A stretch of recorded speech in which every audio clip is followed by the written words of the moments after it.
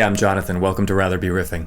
So today I'm going to be reviewing what I think is about as close as one can get to a modern Holy Grail guitar. That is the Nik Huber Orca 59. So in this video I'll provide a brief introduction to Nik Huber guitars. I'll cover the specs and provide several sound samples as well as my thoughts about the feel and playability of the instrument. And while the guitar looks like a Les Paul, I'm wondering if it can really replace one. So let's find out. So Nik Huber runs a small boutique guitar building company based out of Germany. The company ethos is to build better and better guitars rather than just more guitars. The fact they've been around almost 30 years and currently produce 350 instruments per year, I think is a real testament to sticking towards their ethos. One of my favorite parts of Nik's story is that Paul Reed Smith was one of his mentors, especially in the early years. And I think you can see some of Paul's influence in Nik's designs, and I'll showcase that a little bit later on when I cover the specs of the guitar. So I really believe the Nik Huber Orca 59 is an example of functional art at its finest. And I think that'll become more and more evident as I cover the specs and go through the sound samples. But let me know what you think. I'm going to start with the specs it shares in common with the Les Paul, which actually aren't that many. It has a maple top, mahogany back and mahogany neck, three-way switch with dedicated volumes and dedicated tones for each pickup, trapezoid inlays, and a brass tunematic bridge with an aluminum tailpiece. And that's basically all it shares in common with the Les Paul. So while I think the Nik Huber can hang with the Les Paul when you need that really hefty, thick type of tone, it has a much more delicate side to it as well. And so I want to showcase that in this next sound sample. I'm going to be using the middle pickup with a Vemram Janray for some light overdrive, and I'm going to play a finger-picked arpeggiated part that requires a lot of clarity and touch sensitivity. So let's see how well the guitar delivers there.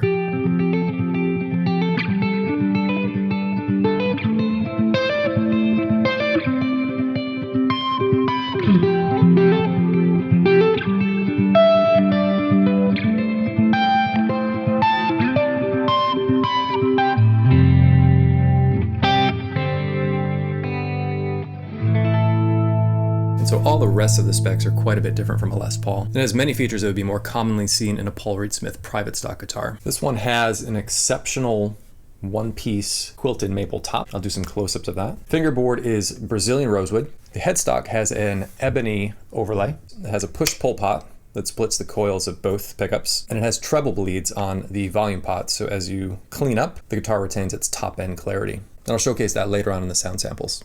A really cool feature on this one is that the pickup rings, toggle switch tip, and binding are all made out of maple. And the fingerboard binding actually has quite a bit of flame in it. The finish is an incredibly thin satin nitro. It's one of the things that really stood out about this guitar. It really feels like bare wood on the back and on the neck. It's incredibly smooth and comfortable. And you can really see and feel the pores in the wood. I don't think they use any grain filler. The back control plates are also made out of wood. And the color of the finish is called Double Stained Faded Sunburst. The nut width is a little narrower than a traditional Gibson style, and I would say the depth is also a little deeper. I believe it's around 0.91 at the first fret. This has an unbleached bone nut. The fingerboard radius is a compound radius. It's 10 inch to 16 inches, and it provides a very modern playability. Another really cool touch on this guitar is that the fret ends are hidden. Try to do a close-up of that. So unlike a Les Paul that has nibs on the end of the fret, which is a little bit of the binding on the side that's not removed, this guitar doesn't have that. I think my favorite feature of the guitar is the heel. It's truly a work of art, where you can see a good chunk of that is elegantly cut away. However, the guitar does not lose any tone or resonance. And I think the way Nik pulled this off is that the neck tenon goes much further into the body than on a traditional Les Paul. And that allows the tone transfer to still happen, but with better access to the upper frets. And one thing I noticed right away when I got the guitar is it's very lively and resonant, even acoustically.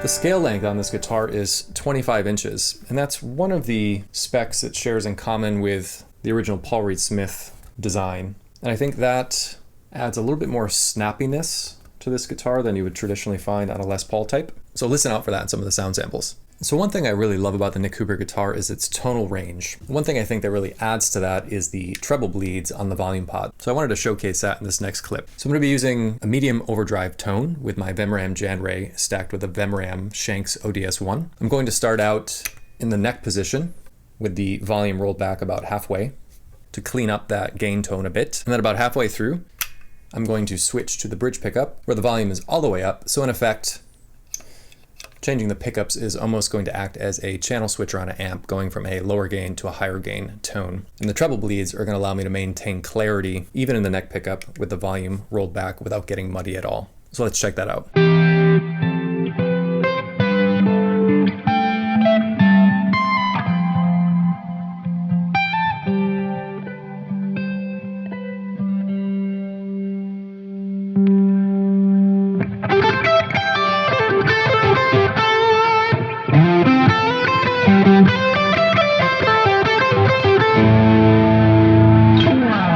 Up next, let's shift focus to some of the more bolder tones this guitar is capable of. I'll be switching to a high gain tone. I find this guitar handles high gain extraordinarily well. It's able to maintain its clarity no matter how much gain you throw at it. And so in this clip, I'm going to be boosting my Vemram Janray with a BK Butler tube driver. So let's check that out.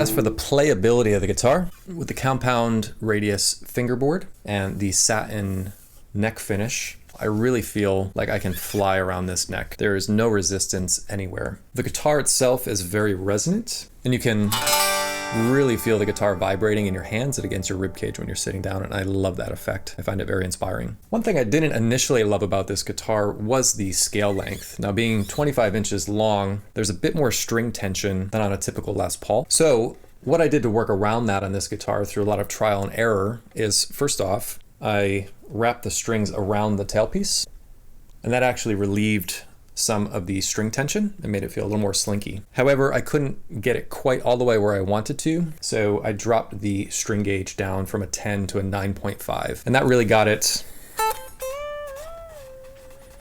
the rest of the way to where I like it, where I can do those 2.5 step Gilmore bends with ease. All right, so up next, I wanted to showcase all of the pickup sounds this guitar is capable of. And so I'm gonna put a guitar loop on, and I'm gonna do some improvised soloing over it. And I'm going to toggle through all of the pickup positions, both full coil and split coil, as well as showcasing different blends of the bridge and neck pickup by varying the volume controls when I'm in the middle position. I'll also specify in the upper right hand corner which pickup I'm using and where the volume controls are set and whether I'm in split or full coil mode. And I'd love to know what your favorite setting is here. I'll let you know my favorite at the end of this clip.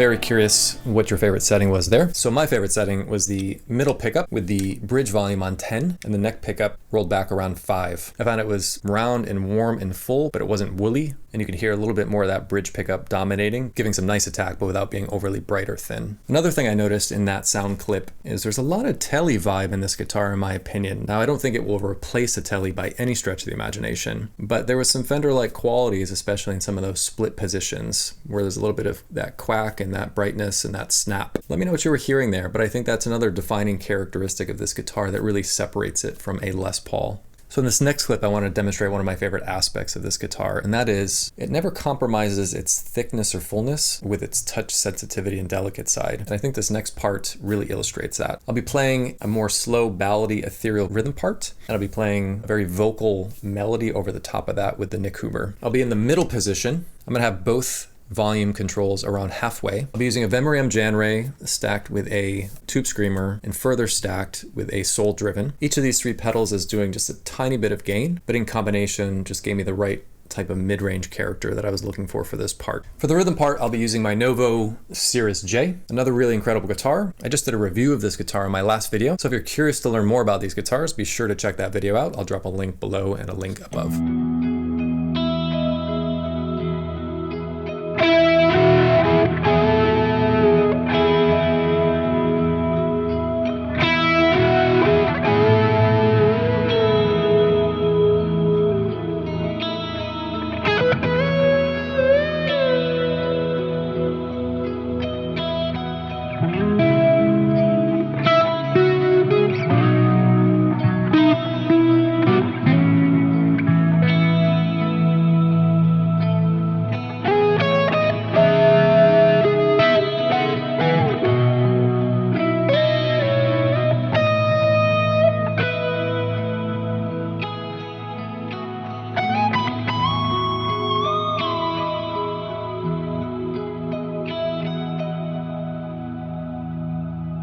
Alright, so now that we've been through the sound samples, I wanted to revisit the question from the beginning. The Nik Huber clearly looks like a Les Paul. It's even branded in a way that suggests it's trying to be a Les Paul, given its 1959 reference. So, do I think it can replace a Les Paul? My opinion on this at the moment is that the Orca 59 doesn't really replace a Les Paul, and that's for several key reasons. First off, the playing experience is entirely different. Different scale lengths, different neck shapes, different finishes, compound radius fingerboard. The Nik Huber is decidedly more modern, and it's built with a higher level of precision, and I think it could be set up with lower action, better intonation, and ultimately better playability. When it comes to sounds, I think the Huber can do a lot of that thick, heavy Les Paul tone that we all love, but I think it has a broader range, in part due to the split coils and treble bleeds, but I think that longer scale length gives it a little more snap and a little more clarity and introduces a little bit of that Fender Telly-like vibe in certain instances. And while I don't think that'll ever replace a Telly by any stretch, it does have its own voice in that regard. And I think the biggest advantage overall with the Nik Huber is I don't associate it with any other artist or the legacy of a Les Paul. And so being a very creative and expressive musician, I happen to value that. So when I pick up the Nik Huber, I feel like I can be myself on that instrument, and it's a bit of a blank canvas creatively, and it just frees me up to go wherever my heart and my mind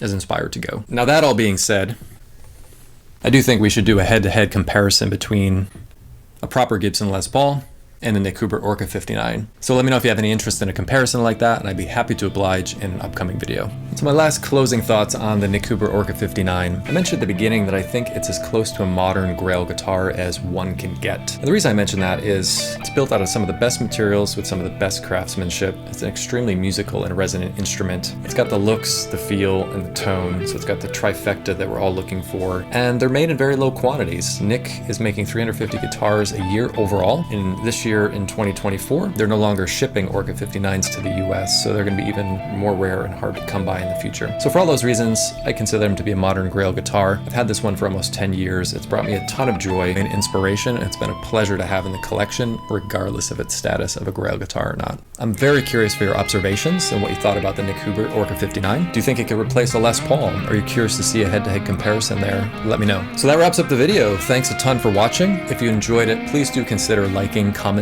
or subscribing. That would really help get the content out to others that may enjoy it as well. Otherwise, take care, and I will see you in the next video.